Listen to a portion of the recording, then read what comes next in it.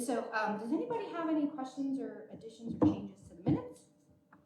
Okay, then they are approved. So first up is confirming a reappointment by our fantastic chairman. This is his pick, and that would be Mark Olson and Dave Knapp to the Onondaga County Soil and Water Conservation District Board.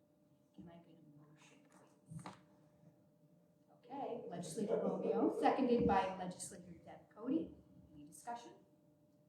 Having served on that board, it's really awesome, I will say, and it's very time consuming, so thank you to them for that, right? You served on it too. But it is like, it's an education and a half, so I'm excited for them to go back. Okay, all in favor?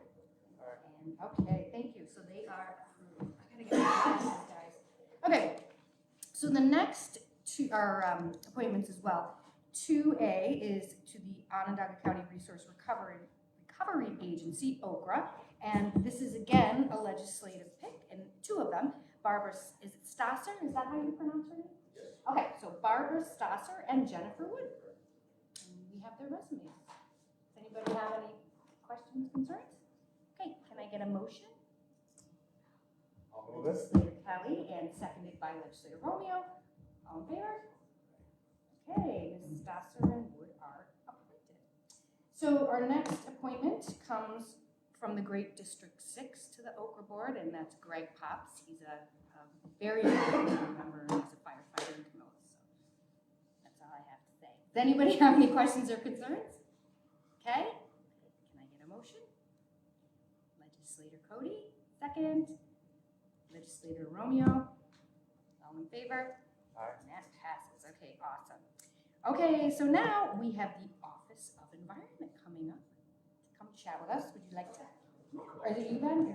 Go, Tina. Yeah, because it's a good day when we accept cash. It's not bad. This one should sound somewhat familiar. It's sort of like a cleanup item. So, if we remember back, we had a settlement with BP and Buckeye related to a parcel along the Seneca River. It used to have oil silos that were removed, and it was a series of bankruptcies from the property owner. The property owner was an individual. There were some issues with access, 3 parties. So in settlement of all these deals with the DC in the background, BP and Buckeye had an order that if they didn't, they either had to pay a cash penalty or they had to do a funded EBP, an environmental benefit project. And so in order for giving back taxes, which were less than the 1.5 million, they agreed to do 1.5 million in EBP instead of this lesser actually cash payment for county programs. So we've split it here. You'll see the 1 million, the 500, if you recall, is going to soil and water conservation for water chestnut work in the Seneca River under Elizabeth's management, working with Mark Berger. And so that'll be in the next kind of 2 water chestnut removal seasons. We'll use that 500,000, but this is for us to accept. We have 3 years after acceptance to come up with EBP proposals that the DEC then has to approve. It could be Loop the Lake or something like that. They have to benefit the environment within the kind of impacted area, if you will, Seneca River and around there. So this is to accept it, and then we'll submit plans and hopefully get DEC approval. Yeah. So you said, I just want to make sure I understand, $500,000 for water chestnut, soil and water, and then the other $500,000, they're just projects you're going to. 1 million. 1 million. 1 million. Yes. It's Still open. It's still open. Yes. Okay. We have 3 years to decide upon application to the DEC, and then they approve. The program's fairly strict, the parameters, what you have to do, trails, mitigation, parks, those kind of things. So how do you decide? Is it just We're going to figure that out. more to come? Yeah. Let us know when you're having Well, thoughts. 3 years, that's a generous. Yeah, that It is. Yeah. To put some thought into it. Are we, Yeah, go ahead. are we approving the acceptance of this money and then going to approve the projects, or once we accept this, are we also approving projects? It'll go into the fund. It isn't a contingent account, so it would be available. The DEC would have to approve it before we can expend it. We have to submit a report. As of now, there's no coming back reporting obligation. We can certainly, I don't think there's any issue with us bringing up an update to you guys when those funds are approved. I know the DEC loves or would prefer we just give it all to Loop the Lake, but I think the idea here is, maybe there's some other projects or something that might develop in a few years that could be a better use in this area with all the projects going on. Okay, anybody else? Thank you very much. Can I get a motion, please, for item 3A? Okay, so we've got a motion and a second by Dan Romeo. All in favor? Aye. Done. Okay. Thank you. Thank you very much. Sure. So we've got Eric Schuler here from Water and So item 4A is transferring $1 million from, I believe it's personnel, correct? Salary lines. Salary Yep. line over, okay, so please explain. Yeah, so as the year went on, we had anticipations of a much reduced cost for sludge hauling, waste hauling. We've had some operational issues bringing the dryer online that are being sorted out currently. So our budget projection for expenses obviously was a bunch lower than what was anticipated. Our salary line, we've typically done a pretty good job bringing people on board, but we just haven't filled positions at the rate that was expected. So we had a little bit of salary savings, so using that money to cover the additional expenses for sludge hauling. So it's hauling, isn't the dryer have something to do with it? The dryer, so the dryer mechanism as itself was not, say, running for, I think 8 months was projected. Yeah. It would come online around April, and it was not running full time. Okay. So there was an immediate impact on sludge hauling costs because we couldn't dry that sludge, so it was It's lower in heavier, weight. right? It's heavier, yeah, heavier. It's paid based on weight, so less the dryers run, the more weight we're putting. So Go ahead, Dan.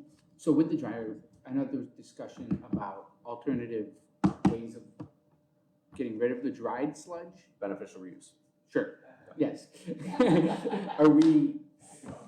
Are we going, like, do we already have a plan for that, or are we still pursuing? So we don't have a plan for that yet. That is something that, we would love to have happen, but there is a series of tests and an approval process through DEC. Bud process. So, Beneficial use determination process. So- Everything's an acronym. Yeah. so they would dictate, what type of uses, whether it's a Class A, Class C, et cetera. And that dictates where you can actually use it from a beneficial standpoint. And is that like something that could happen in the next year, or is that just so down the road thing? That would be tough to put a timeline on. It would be great for us to get to the point where we're starting testing over the next year. But really, this dryer, we have to make sure it's in operation every day over the course of a year, so we can see any changes in the waste profile too. Because as we're sampling, we are going to notice some change in the waste profile over the course of a year, and that will help determine what type of use might be best for it. So it would be some years, a little while off. I would say we're entering 25. It's probably more of a 26 discussion, but it would be great if we get a jump on it ahead of time.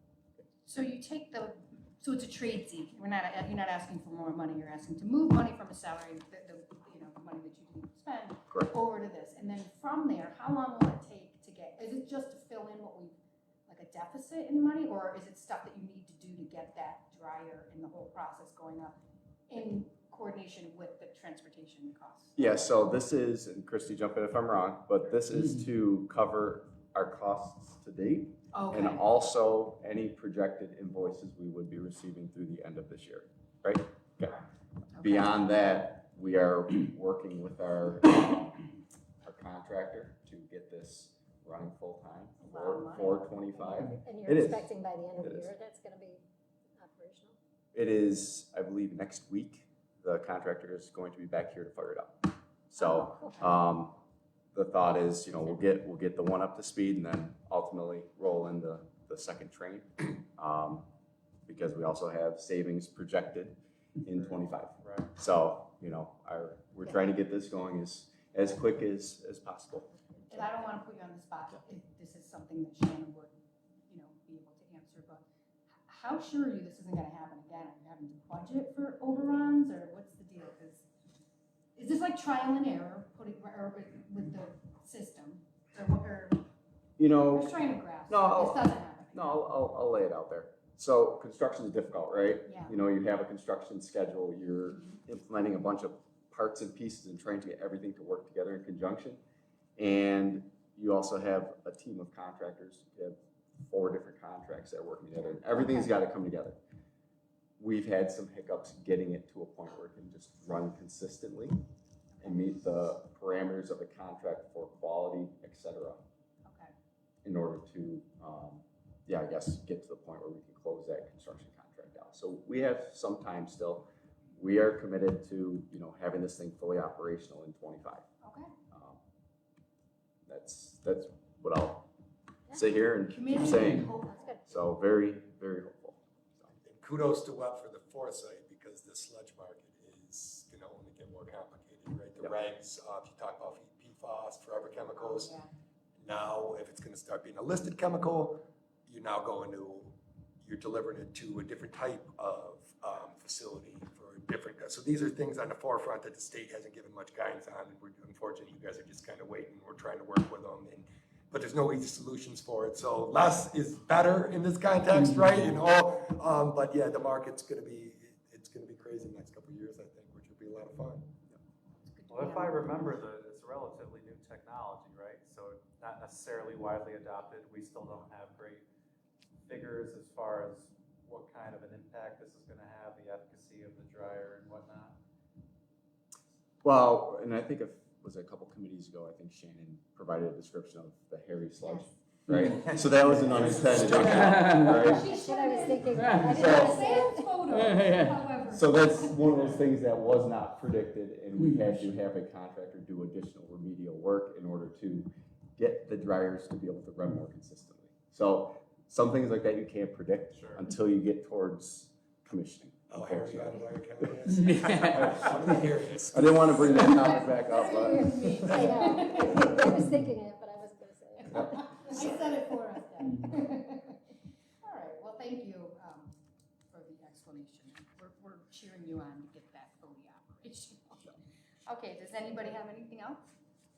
Okay, I will take a motion for item 3A, please. Oh, no, it's 4A, sorry, guys. Thank you, Cody Kelly, second. Deb Cody, all in favor? Okay, 4A passes. Now, we move to 4B, which is a local law authorizing the lease of county property. Do you want to tell us a little about where it is and what's going on? You wanna jump in? Yeah, this is revenue, yay. This is actually renewal, an extension, basically. We've already had, this is for the rooftop leases for communications equipment for our telecommunications providers. There's one already up there for T-Mobile, I think it is T-Mobile. And this one's for Verizon doing, Bell Atlantic doing, they already had one up there. Basically, they wanted to extend, and it was coming up towards the end of its prior authorized by, I think the prior referenced local law in here in 2003. So actually, Shannon and the team played a little bit of, not hardball, but they came back with an offer. We had another lease we just executed, so we used that as a model based on square footage, kind of the new market, did a market analysis. And we said, no, that rate's a little too low. They said, you know what, we'll find a different spot. And they came back. And because they have a great rooftop space there near the mall, it's a great location. So they agreed. It was an amicable process, and the agreement amendment is attached, but it'll take us for another 5 years with five-year renewals. It's got a 3% escalator every year and a comparative base rate with the other rooftop leases we do in the area. Okay. I'm just curious, even like when I was a journalist and we had our little live cams on different places, is there a liability to us if somebody's up there, or I was.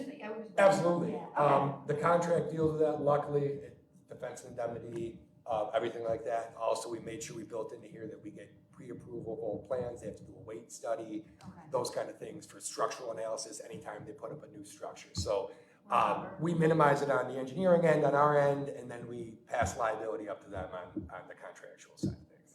Sounds good. Anybody else? Okay, can I get a motion for 4B, please?